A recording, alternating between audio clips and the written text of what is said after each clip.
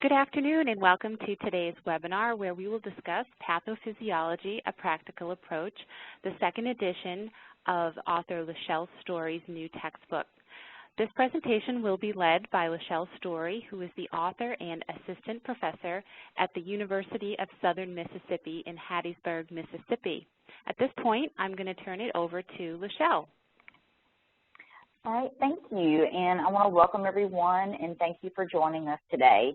I wanted to start with telling you a little bit about myself so you can kind of understand more of what shaped my teaching pedagogy and the approach that I've taken with this book.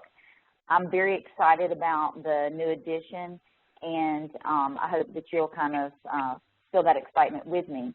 I started my nursing career as an LPN about 19 years ago. I worked my way up the educational ladder while gaining a wide range of clinical experiences like most nurses. I worked in long-term care, primary care clinics, med-surg units, intensive care units, and emergency care. Through my educational journey, I had some of the best faculty I could have ever asked for who shaped me as a nurse and an educator. I knew early that I wanted to have that same impact on people and influence nursing care on a larger scale. I started teaching about 14 years ago as an adjunct while in graduate school. I also had a diverse teaching experience with all levels of nursing education, from LPN to PhD. Pathophysiology was my first teaching assignment when I started working at the University of Southern Mississippi 10 years ago. I was fascinated by the content, but was challenged with helping students grasp it and enjoy it as much as I did. I have taught patho every semester since, and I don't think I would change it. Currently, I am assistant professor, and I serve as the PH program director, so I continue to teach students at all levels. My research has also been a significant influence on my pedagogy. I attempt to minimize health disparities using a community-based participatory research approach. This influence of working from an adult learning principles and an emancipatory framework can be seen in my teaching approach. With the first edition, I wanted to write it because I wanted to find a better way of presenting this complex information than what was available. Students wouldn't read the text because they were so overwhelmed and it was so complex. I wanted to find an approach to the content that was a little more pragmatic. What was it that beginning nurses really needed to know about pathophysiology, and how could I get that information across in a way that they would understand it? I knew I had to make them want to read it, and in a time where students are in information overload, but in short pieces of information that are electronic, I had to make it visually appealing and non-intimidating. So I made a conscious effort to ensure that you could open the book to any 2 pages and you wouldn't find just text. I used a great deal of visual aids to add context and meaning and augment the text. I felt that if I could increase student engagement and understanding, then I would be able to build their confidence with this foundational material and put them on a path for success in future classes and practice. As I thought about the second edition, several things came to mind. First, the recent reports calling for nursing education reform. These reports recommended approaches to set students on a path as lifelong learners and to give context to learning. So for the second edition, I reorganized it in a more conceptual manner, and I'll give you some examples of that in a minute. I also started every disease section with an overview of the concepts for the upcoming conditions. Understanding those concepts will prevent fragmentation of the information and help students focus on the bigger picture. Sometimes nursing students get kind of lost in the details, so we have to help them kind of figure out how all the details fit together in the bigger picture. Also included a new feature in each chapter called Application to Practice, where I took students through prioritization and delegation exercises to help them understand how they will use this information in everyday practice. I find as an educator, those are 2 things that students often struggle with because they lack a lot of the expertise and the experiences to make those decisions. So I kind of give them from a nursing perspective how those decisions are made. I also kept a lot of the old features from the first edition, things like the Mythbusters and the learning points, because students enjoyed those so much. So here's kind of an example of how I presented the concept for a group of diseases. First, I provided a brief explanation of the two major concepts, and in this case, it was decreased cardiac output and altered tissue perfusion. Then I take them through each condition for each concept. And what I try to do here is kind of help them understand that if, like in this example, if things fall under decreased cardiac output, there are some similarities regardless of the condition. Just to kind of, again, help them understand the big picture of things, then the details would kind of follow. Here is an example of the application of practice features. First, I give the students a scenario. In this case, who would they see first while triaging in an emergency room? Then I'll walk the students through the decision making. So what I try to help students here do is, okay, they've learned this whole chapter of information. Now, how do things come together? How do they pull information in across all of the chapter, as well as maybe even from a previous chapter, to make these decisions? And I think sometimes students are asked to do this, but they're not always given an explanation every time on how to do it. So again, it's just start helping them understand the decision-making pathway.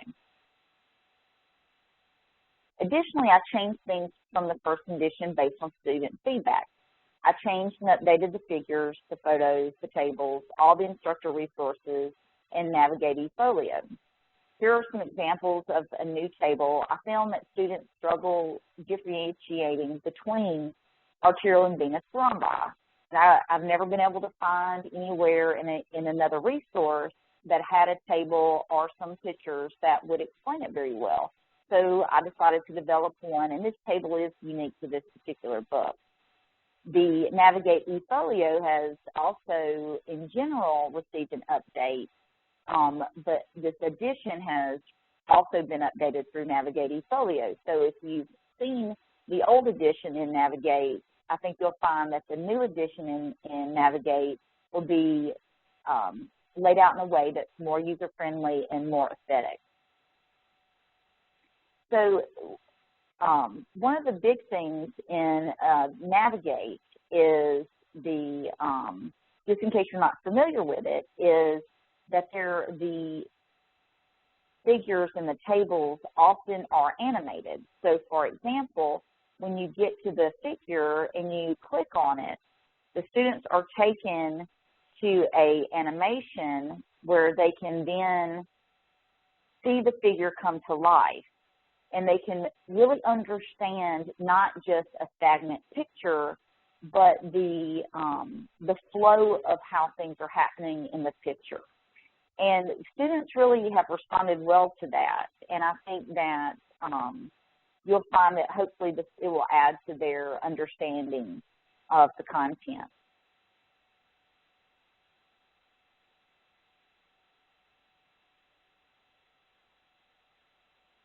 And so I have another example here. And you can see here, again, it leads them through the process of what's going on, giving them an example or an explanation each step of the way.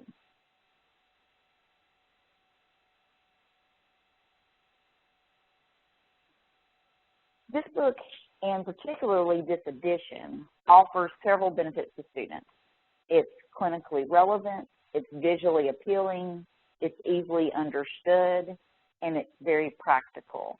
And I think that students will feel welcome to it and, again, they're almost invited and intrigued by the book and want to come and read it, which is what we really all want students to do from their textbook.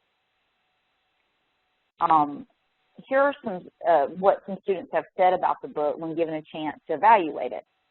Some particulars that they have said is the textbook translated the material into layman's terms. I used it from cover to cover to survive this class and consider it the holy grail for pathos. I love this book. I love the organization of the book, and it was very helpful for me. I love this book. It was so concise and easy to read. And I've had students, as they've gone through the process or through their educational journey, come back as seniors, and even after they graduate, and have told me that they've used it in other classes or when they're working in clinical practice to look things up.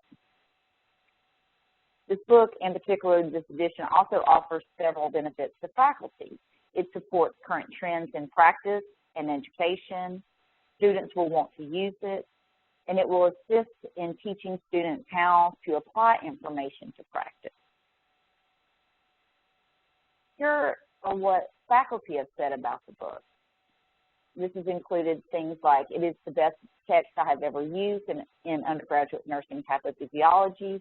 I love it. It has made a huge difference in our students being able to comprehend the information. They can easily understand the material. It is great. I think that this is a great book for students. I also like it has patho trees in certain chapters. I like to see how a disease is progressing and think this will help the students grasp how the disease progresses. This text is a perfect fit for our curriculum and our course. It is nicely laid out with simple discussions and good illustrations, appropriate for undergraduate level. I really like the text and that it presents an easily understood view of pathophysiology. Just like I want to give the students practical application of information, I thought it might be helpful to spend a couple of minutes giving some practical examples of student engagement with the text. I try to use a variety of methods to engage students with information and put them in situations to apply.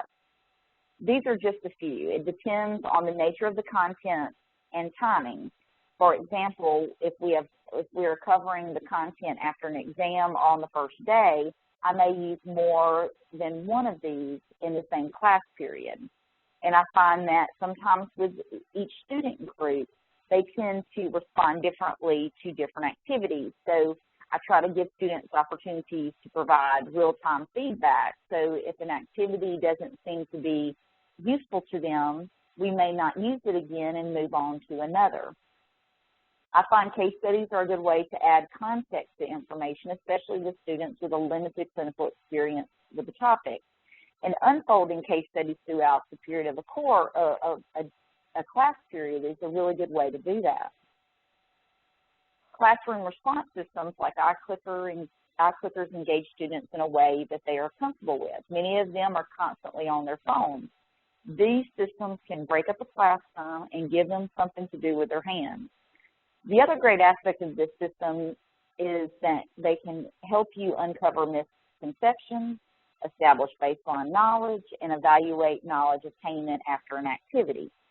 So there have been many times when I've given questions in the classroom through iClicker, and clearly the class missed a major concept, and we can use that as a teachable moment.